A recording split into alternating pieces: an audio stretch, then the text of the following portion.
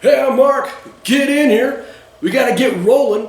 We might have a college football season after all. I can't wait. 2020. Has there ever been a crappier year? Let's look forward to the return to normalcy with college football. Let's count down the best college football traditions. Why? Because I'm a history teacher and I'm going rogue. So I'm going to look at the in-game traditions of college football, not doing the tailgating experience, although that would be cool to go up to Seattle and do sailgating before a Washington Huskies game, the Grove at Ole Miss, the Volunteer Navy in Tennessee. That's good stuff. But let's just look at traditions in the stadium during the games. Also not doing mascots. I already did mascots. 3 videos worth. You're welcome to check those out.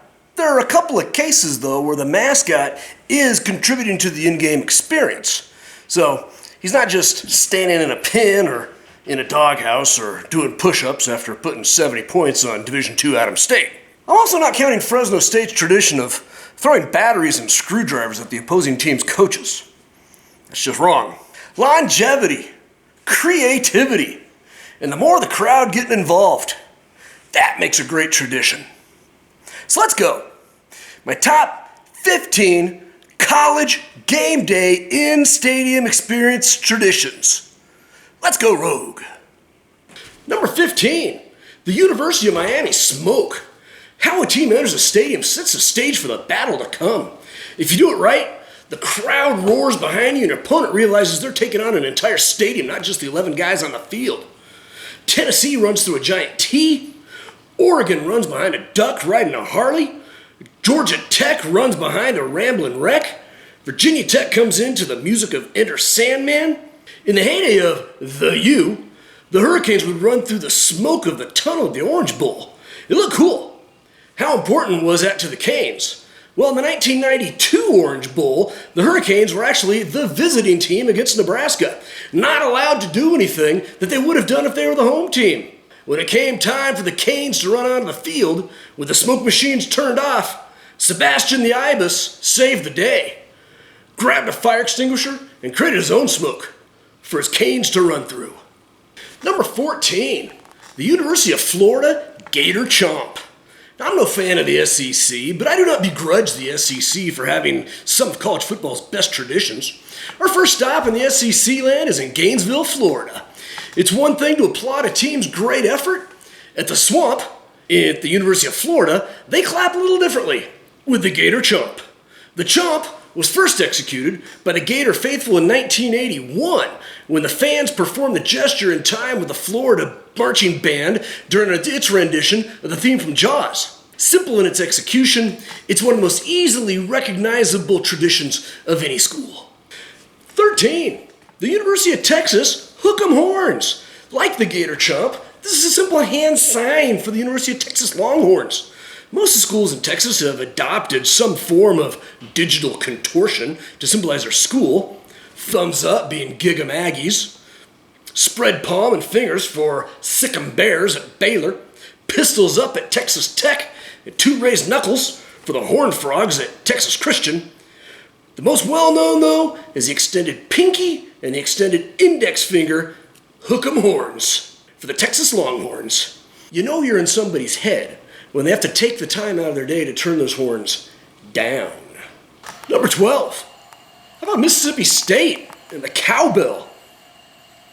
That's too easy. The cowbell has become synonymous with Davis-Wade Stadium in Starkville, Mississippi. Fans of the Bulldogs have been clanging their cowbells since the 1930s. It became a lot easier in the 1960s when 2 professors, Earl W. Terrell and Ralph L. Reeves, created a bell with a long handle that were easy to grip. In 1974, the SEC outlawed noisemakers inside the stadium, then rescinded the ban in 2010, saying that artificial noisemakers cannot be used during the course of play, but between plays, Mississippi State fans can clang their bells all they want, to the delight of the TV audience. Number 11, the USC band. I'm with the band, man. Get the band in here. My son spent 3 years in the Vandal band at the University of Idaho. As I was researching this video, I noticed that none of the major publications had the USC band on their list of traditions. Shame on you. I'm no fan of the University of Spoiled Children. In fact, I'm usually rooting for the other team when they're playing USC. But I do know talent when I see it. You know who else does? Fleetwood Mac. They got the USC Trojan band to play on their song Tusk. But, yeah, it's almost as bad as the cowbells at Mississippi State.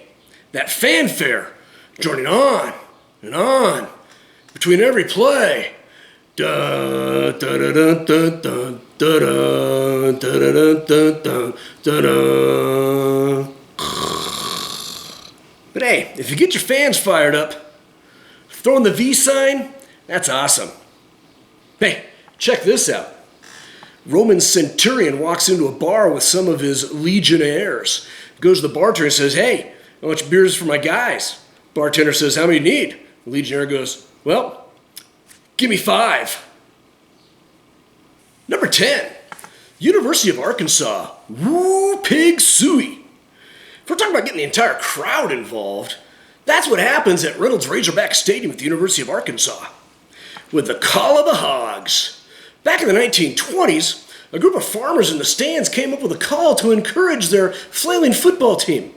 They used a hog call that instantly became a staple of Arkansas athletic events. When 60,000 fans together call, "Woo Pig Suey," it's one of the most distinct cheers in all of college football.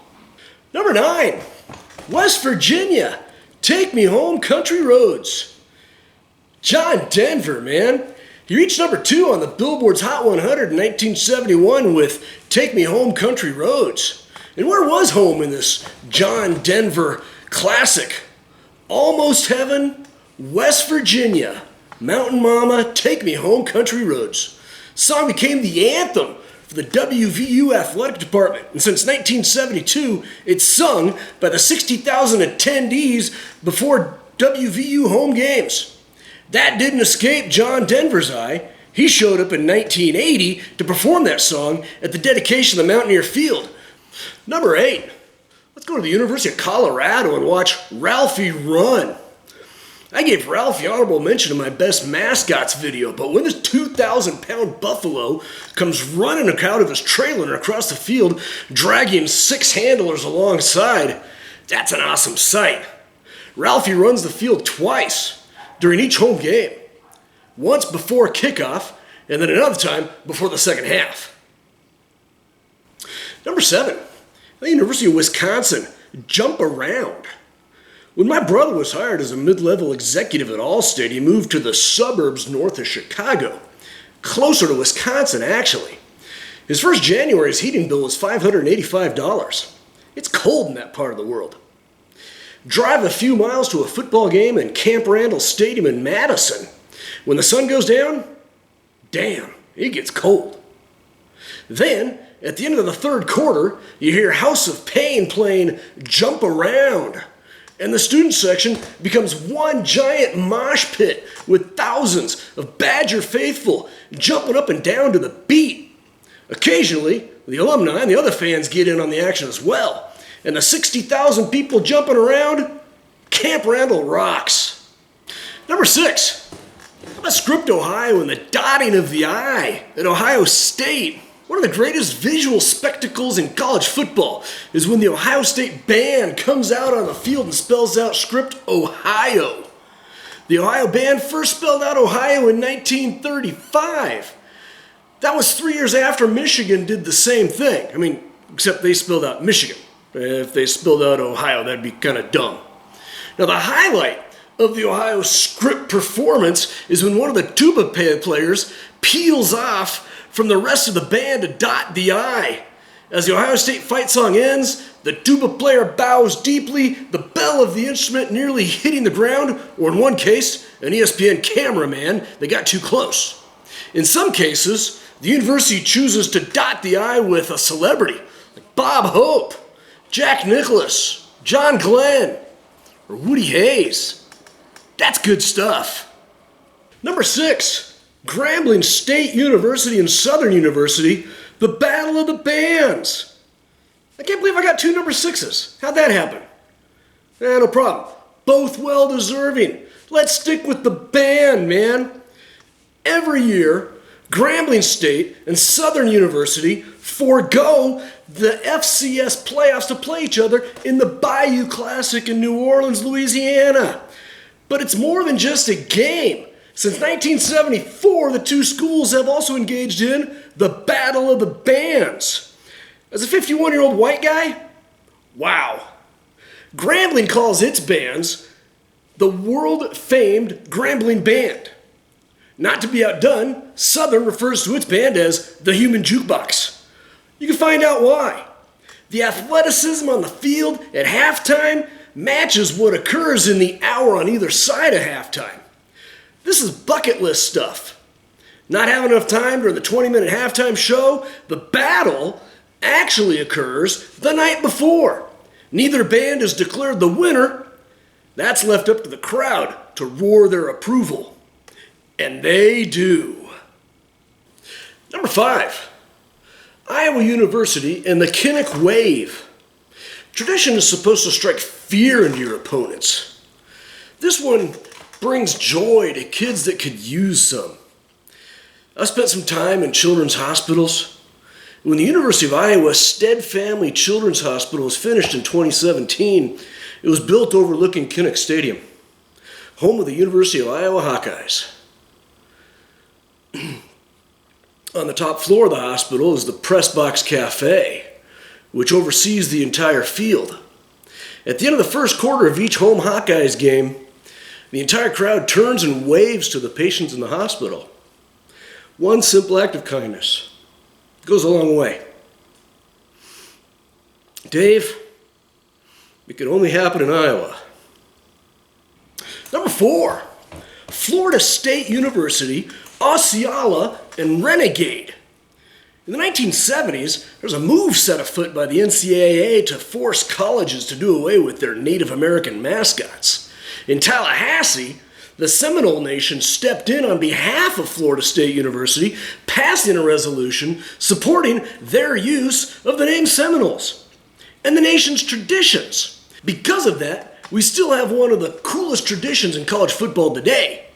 The regalia of Osceola and the paint on his horse, Renegade, are designed and constructed by members of the actual surviving Seminole Nation. Even the ceremony, throwing the spear into midfield at Doak Campbell Stadium, was designed by the Seminole Nation.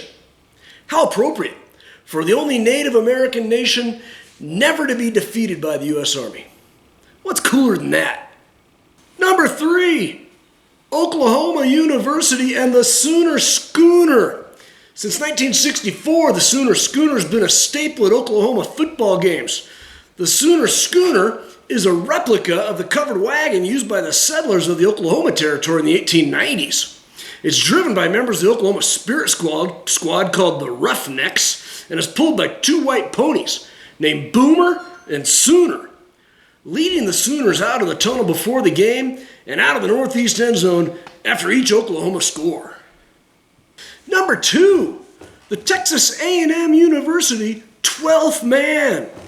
Traditions at Texas A&M run deep. Texas A&M has got a long tradition of military with the Corps of Cadets. Since 1931, the Corps of Cadets has organized the Midnight Yell practice at Kyle Fieldhouse that includes the marching band and 20,000 students to yell, sing, and cheer. This gets fans pumped up for the game the next day. 102,000 fans in Kyle Stadium in College Stadium, Texas, yelling, cheering, singing together in unison. Collectively, the fans at Texas A&M are referred to as the 12th Man. And you get a kiss your sweetie after every score. Number 1, the Army, Navy, March On. The football teams at the United States Military Academies at West Point and the U.S. Naval Academy at Annapolis have met 111 times since 1890. From this game has come the greatest tradition of college football, the Cadet March.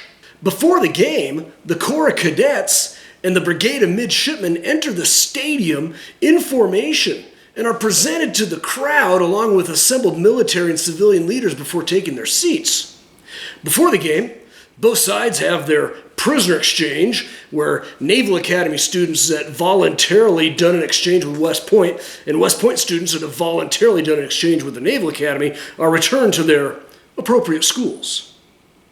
Neither the cadets nor the midshipmen will sit during the course of the game. And of course, after the game, the two teams will stand in front of each academy's students for the alma mater. The loser plays first, the winner plays second. Any true red-blooded American watching this amazing scene fights to hold back tears of pride for his country. We need more of that. All right, guys, how did I do? Did I miss a great college football tradition? I know I did, because I went 15 slots in 15 minutes. Hey, help me out. Add to the list. I hope you had fun. I hope you learned something. If I did it right, you did both. I had fun, but I won't quit my day job. And the next time you're walking into some field house somewhere at midnight to practice cheers for the game the next day, remember me. I'm Mark Haggard. I'm a history teacher. And I've gone rogue.